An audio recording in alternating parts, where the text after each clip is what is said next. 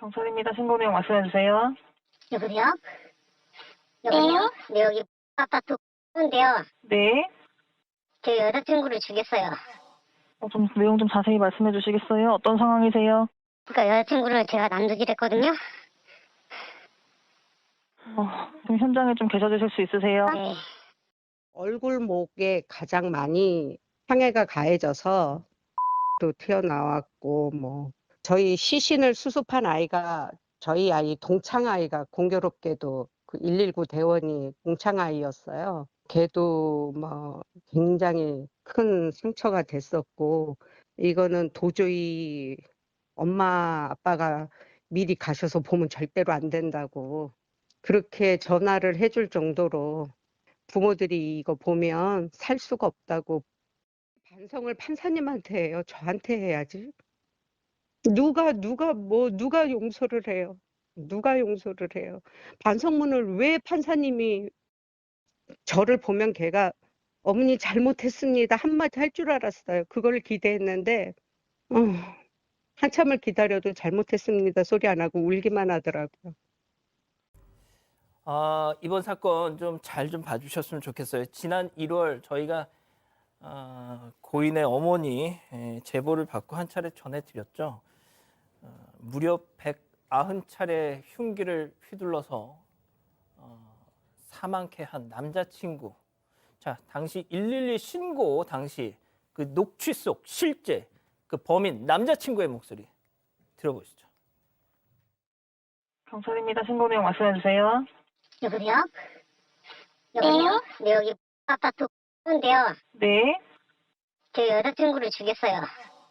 좀 내용 좀 자세히 말씀해 주시겠어요? 어떤 상황이세요? 그러니까 여자친구를 제가 남주기를 했거든요.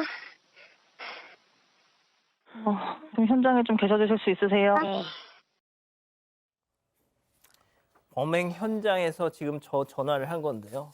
자, 일단 기억이 안 나실 수도 있으니까 우리 가족 여러분들께 좀 설명 좀 해주시죠. 네, 이게 지난해 7월 24일에 강원도 영월군에서 벌어진 사건이었습니다. 먼저 피해자인 이 여자친구, 그 딸 같은 경우에는요, 어릴 때부터 일형 당뇨를 앓았습니다. 그래서 몸에 펌프까지 찰 정도로 많이 아파서 굉장히 좀 고생하면서 자랐다고 합니다.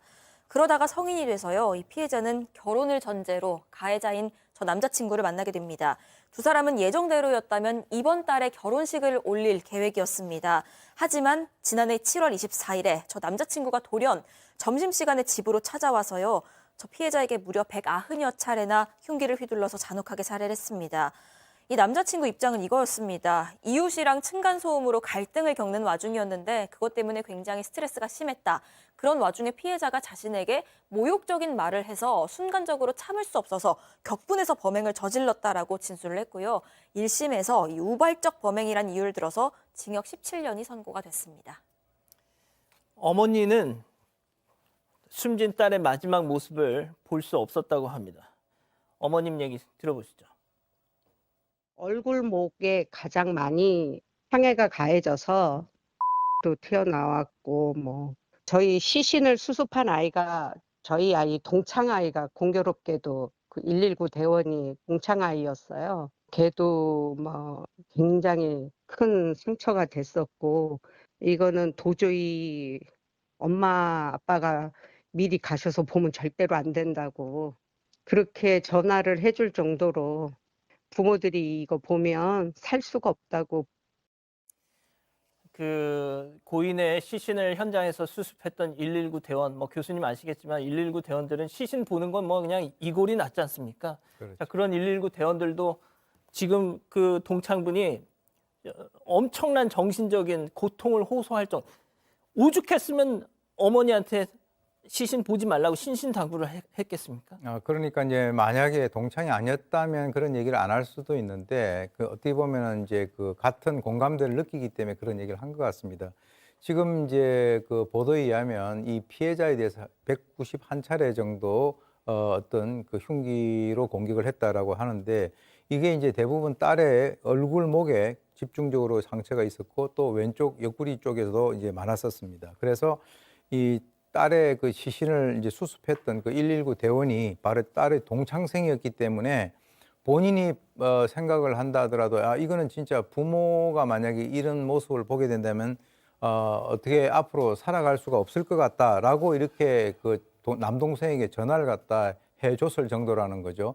그러니까 당연히 바로 옆에서 그 모습을 봤던 그 딸의 동창생, 즉 119 구급대원도 지금 상당히 그 트라우마에 시달리고 있다라고 얘기가 전해지고 있습니다.